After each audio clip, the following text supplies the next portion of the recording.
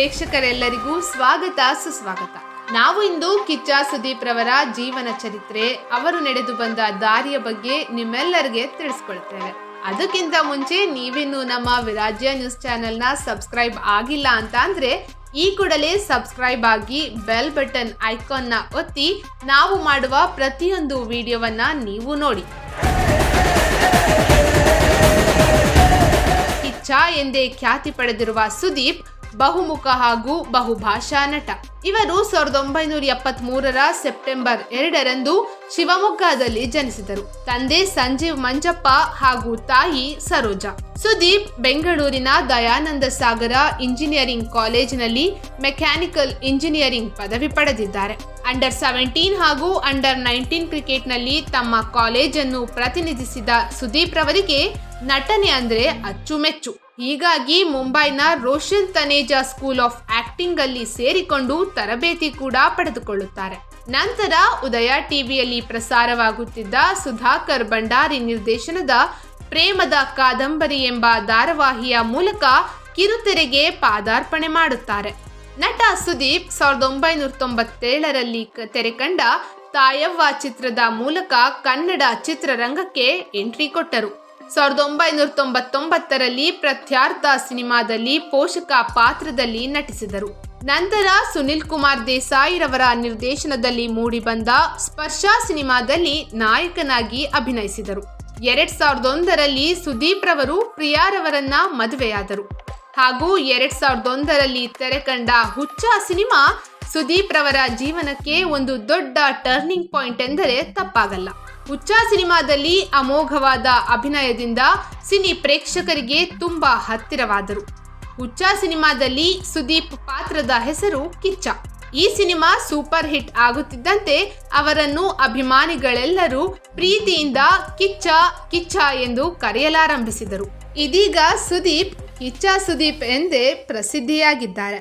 ಹುಚ್ಚ ಸಿನಿಮಾದ ನಂತರ ಸುದೀಪ್ ರವರು 2001ರಲ್ಲಿ ವಾಲಿ ಸಿನಿಮಾ, 2002ರಲ್ಲಿ ಚಂದು ಸಿನಿಮಾ, ದಮ್, ನಂದಿ ಹೀಗೆ ಹಲವಾರು ಚಿತ್ರಗಳಲ್ಲಿ ತಮ್ಮನ್ನ ತಾವು ತೊಡಗಿಸಿಕೊಳ್ತಾರೆ. 2004ರಲ್ಲಿ ಸ್ವಾತಿ ಮುತ್ತು, ರಂಗ SSLC, 2005ರಲ್ಲಿ ಮಹಾರಾಜ, 2006ರಲ್ಲಿ ಕಾಶಿ, ಸೈ ಹೀಗೆ ಹಲವಾರು ಚಿತ್ರಗಳಲ್ಲಿ ಸೈ ಎನಿಸಿಕೊಂಡಿದ್ದಾರೆ. ಸುದೀಪ್ ಕೇವಲ ನಟನಾಗಿ ಮಾತ್ರವಲ್ಲ, ನಿರ್ದೇಶಕನಾಗಿ ಕೂಡ ತಮ್ಮ ಪ್ರತಿಭೆಯನ್ನು ಸಾಬೀತುಪಡಿಸಿಕೊಂಡಿದ್ದಾರೆ. 2006ರಲ್ಲಿ ತೆರೆಕಂಡ ಮೈ ಆಟೋಗ್ರಾಫ್ ಚಿತ್ರದಿಂದ ನಿರ್ದೇಶನಕ್ಕಿಳಿದರು. ತಮ್ಮ ಸಿನಿ ಜೀವನದ 20ನೇ ಚಿತ್ರ ನಿರ್ದೇಶನ ಮಾಡಿದ ಅವರು ಮೊದಲ ಪ್ರಯತ್ನದಲ್ಲಿಯೇ ಯಶಸ್ಸು ಪಡೆದರು. 2006ರಲ್ಲಿ ತಿರುಪತಿ, 2007ರಲ್ಲಿ ಹುಬ್ಬಳ್ಳಿ, 2007ರಲ್ಲಿ ನಂಬರ್ 73 ಶಾಂತಿನಿವಾಸ, 2008ರಲ್ಲಿ ಗೂಳಿ ಹೀಗೆ ಮುಸ್ಸಂಜೆ ಮಾತು ಸಿನಿಮಾದ ಸಾಂಗ್ಗಳು ಕೂಡ ತುಂಬಾ ಹಿಟ್ ಆದವು. 2008 ಕಾಮಣ್ಣನ ಮಕ್ಕಳು, ಮಸ್ತ್ ಮಜಾ ಮಾಡಿ, 2009ರ ಸುದೀಪ್ ರವರೇ ನಿರ್ದೇಶಿಸಿದ ವೀರ ಮದಕರಿ ಸಿನಿಮಾ, 2010ರ ಜಸ್ಟ್ ಮಾತಲ್ಲಿ, 2010ರಲ್ಲಿ ಮಿಸ್ಟರ್ ತೀರ್ಥ, ಕಿಚ್ಚ ಹುಚ್ಚ ಹಾಗೂ ರೆಬಲ್ ಸ್ಟಾರ್ ಅಂಬರೀಷ್ ಮತ್ತು ಸುದೀಪ್ ರವರ ಕಾಂಬಿನೇಷನ್ನ ವೀರ ಪರಂಪರೆ ಸಿನಿಮಾ, 2011ರಲ್ಲಿ ಸುದೀಪ್ ರವರು ಕೆಂಪೇಗೌಡ ಸಿನಿಮಾವನ್ನು ನಿರ್ದೇಶನ ಮಾಡುತ್ತಾರೆ. ಈ ಸಿನಿಮಾದಲ್ಲಿ ಖಡಕ್ ವಿಲನ್ ಪಾತ್ರದಲ್ಲಿ ರವಿಶಂಕರ್ ರವರನ್ನು ಕನ್ನಡ ಸಿನಿಮಾಗೆ ಪರಿಚಯಿಸುತ್ತಾರೆ.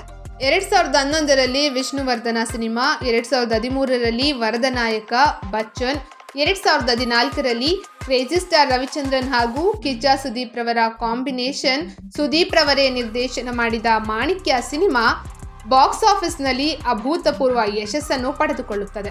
2015ರಲ್ಲಿ ರನ್ನ, 16ರಲ್ಲಿ ಕೋಟಿಗೊಬ್ಬ 2, ಉಪೇಂದ್ರ, ಸುದೀಪ್ ರವರ ಮುಕುಂದ ಮುರಾರಿ, 2017ರಲ್ಲಿ ರವಿಚಂದ್ರನ್ ಹಾಗೂ ಸುದೀಪ್ ರವರ ಹೆಬ್ಬುಲಿ ಸಿನಿಮಾ, 2018ರಲ್ಲಿ ಅಂಬಿ ನಿಂಗೆ ವಯಸ್ಸಾಯಿತು ಸಿನಿಮಾ ಹಾಗೂ 2018ರಲ್ಲಿ ಕರ್ನಾಡ ಚಕ್ರವರ್ತಿ ಶಿವರಾಜ್ ಕುಮಾರ್ ಮತ್ತು ಸುದೀಪ್ ರವರ ಕಾಂಬಿನೇಷನ್ ದ ವಿಲನ್ ಸಿನಿಮಾ, 2019ರಲ್ಲಿ ಪೈಲ್ವಾನ್, 21ರಲ್ಲಿ ಕೋಟಿಗೊಬ್ಬ 3, 2022ರಲ್ಲಿ ವಿಕ್ರಾಂತ್ ರೋಣ, 2024ರಲ್ಲಿ ಮ್ಯಾಕ್ಸ್ ಸಿನಿಮಾ ಹೀಗೆ ಹಲವು ಸಿನಿಮಾಗಳಲ್ಲಿ ತಮ್ಮನ್ನು ತಾವು ತೊಡಗಿಸಿಕೊಂಡು ಕನ್ನಡ ಚಿತ್ರರಂಗದಲ್ಲಿ ಮಿಂಚುತ್ತಿದ್ದಾರೆ. ಕಿಚ್ಚ ಸುದೀಪ್ ಕನ್ನಡ ಮಾತ್ರವಲ್ಲದೆ ಪರಭಾಷಾ ಚಿತ್ರಗಳಲ್ಲಿಯೂ ಮಿಂಚಿದ್ದಾರೆ. ಹಿಂದಿಯಲ್ಲಿ ರಾಮ್ ಗೋಪಾಲ್ ವರ್ಮಾ ನಿರ್ದೇಶನದ ಫುಂಕ್, ತೆಲುಗಿನ ಈಗ, ಬಾಹುಬಲಿ ಹಾಗೂ ತಮಿಳಿನ ಪುಲಿ ಚಿತ್ರಗಳಲ್ಲಿ ಸುದೀಪ್ ನಟಿಸಿ ಸೈ ಎನಿಸಿಕೊಂಡಿದ್ದಾರೆ. ತೆಲುಗಿನ ಈಗ ಮೂವಿ ಸಿನಿಮಾದಲ್ಲಿ ಅವರ ಅತ್ಯುತ್ತಮವಾದ ಅಭಿನಯಕ್ಕೆ ಬೇರೆ ಬೇರೆ ರಾಜ್ಯದ ಪ್ರೇಕ್ಷಕರು ಮೆಚ್ಚುಗೆಗೆ ಪಾತ್ರರಾಗಿದ್ದಾರೆ. ಕಿರುತೆರೆ ಉದಯವಾಹಿಯ ಪ್ರೇಮದ ಕಾದಂಬರಿ ಮೂಲಕ ಕಿರುತೆರೆಗೆ ಪಾದಾರ್ಪಣೆ ಮಾಡಿದ ಸುದೀಪ್ ಸ್ಟಾರ್ ನಟರಾದ ಬಳಿಕ ರಿಯಾಲಿಟಿ ಶೋಗಳಲ್ಲಿ ನಿರೂಪಕರಾಗಿಯೂ ಕಾಣಿಸಿಕೊಂಡಿದ್ದಾರೆ.